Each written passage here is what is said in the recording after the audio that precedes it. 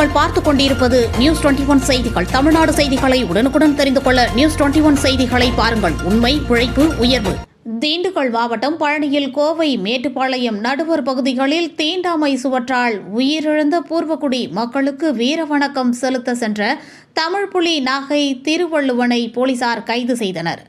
அவரை விடுவிக்க வேண்டும் என தமிழகம் முழுவதும் தமிழ்ப்புலி அமைப்பினர் சாலை மறியல் போராட்டத்தில் ஈடுபட்டு வருகின்றனர். இதனைத் தொடர்ந்து பழனி பேருந்து நிலையம் முன்பு தமிழ்ப்புலிகள் அமைப்பினர் சாலை மறியல் போராட்டத்தில் ஈடுபட்டனர். அப்பொழுது போராட்டத்தில் ஈடுபட்டவர்களை போலீசார் கைது செய்ய முயன்றனர்.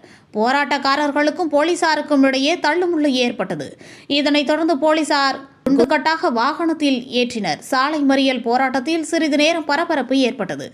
நியூஸ் 21 செய்திகளுக்காக திண்டுக்கல் மாவட்ட செய்தியாளர் பாலமுருகன்.